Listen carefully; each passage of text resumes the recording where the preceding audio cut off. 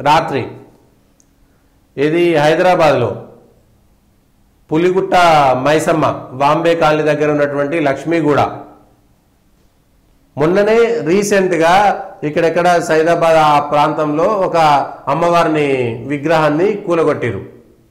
అమ్మవారి విగ్రహాన్ని స్వయంగా కూలగొట్టి ఇష్యూ చేసిరు. ఇవాళ మళ్ళీ ఇంకొక అమ్మవారి విగ్రహాన్ని ధ్వంసం చేసిరు.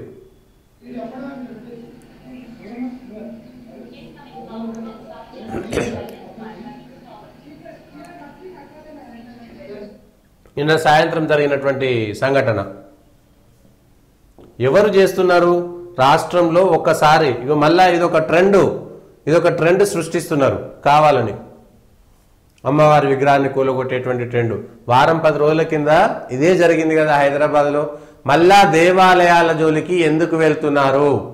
సర్కారు చాలా తీవ్రంగా చర్యలు తీసుకోవాలి. మొన్న జరిగినటువంటి సంఘటనలో నిర్లక్ష్యం వహించారు కాబట్టి ఇవాళ ఇట్లే జరిగింది. ఆంధ్రప్రదేశ్లో అట్లనే, ఇక్కడ అట్లనే. ఎంత ధైర్యం ఉండాలి ఒక దేవాలయానికి వెళ్ళి ఆ విగ్రహాన్ని పడగొట్టాలనేటువంటి ఆలోచన వచ్చినటువంటి వాళ్ళను ఎందుకు అరెస్ట్ చేయలేదు ఇప్పటిదాకా? కాంగ్రెస్ పార్టీ వాళ్ళ ప్రభుత్వం యొక్క విధానం ఏమిటి ఈ విషయంలో? విగ్రహాలను కూలగొట్టి దేవాలయాలకు వెళ్ళి చొరబడి ఇట్లాంటి చర్యలు చేసినటువంటి వాళ్ళపైన మీ ప్రభుత్వం ఎటువంటి చర్యలు తీసుకుంటుంది? ఎందుకు మీ విధానం ప్రకటించట్లేదు? ఎందుకు మాట్లాడడం లేదు ఈ విషయంలో? ఇది చెప్పాల్సినటువంటి అంశం. హైదరాబాద్ని ఏం చేయాలనుకుంటున్నారు? మళ్ళా దీన్ని ఇంకెవరు తప్పు? ఇవాళ అక్కడ దేవుడి గుడి కట్టుకొని పూజ చేసుకునేటోళ్ళు తప్ప? దేవుడి గుడి కట్టుకోవద్దా? హైదరాబాద్లో కానీ భారతదేశంలో కానీ దేవాలయాలు కట్టుకోవద్దా? ప్రతి చోట ఎవడికి వీలైతే వాడు అనామకుడు, పేరున్నోడు, లేనోడు, లట్టుగాడు, పొట్టుగాడు అందరూ వచ్చి దేవాలయం మీద, దేవుడి మీద, హిందూ సంస్కృతి మీదనే దాడి చేసినోడు ప్రతివాడు బుద్ధులు చెప్పేటోడే.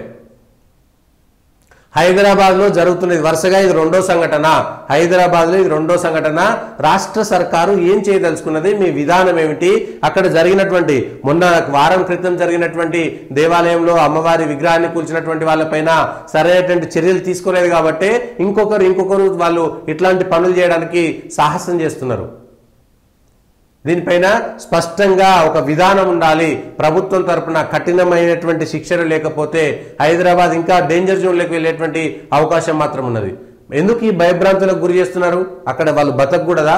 మెల్లగా దేవాలయం మీద దాడి చేసి తర్వాత అక్కడ ఉండేటువంటి వాళ్ళ మీద దాడి చేసి అక్కడ ఉండేటువంటి వాళ్ళను వెళ్ళగొట్టేటువంటి ప్రయత్నం చేస్తున్నారా?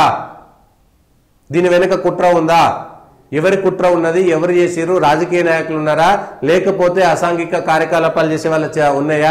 దీని వెనక ఇంకెవరైనా ఉగ్రవాదులకు సంబంధించినటువంటి ఏమైనా అంటే అల్లర్లు జరగాలి, ఇట్లా జరగాలనేటువంటి వాళ్ళది ఉందా? తీవ్రమైనటువంటి విషయం ఇది. లోతుగా అధ్యయనం చేయకపోతే, చర్యలు తీసుకోకపోతే ఇది భవిష్యత్తులో చాలా పెద్ద ఇబ్బందికి, ఇది చిలికి గాలివాన అయినాక ఇది ప్రభుత్వానికే ఇబ్బంది పడేటువంటి అవకాశం ఉంది. అది ప్రభుత్వానికే ఇబ్బంది అవుతుంది.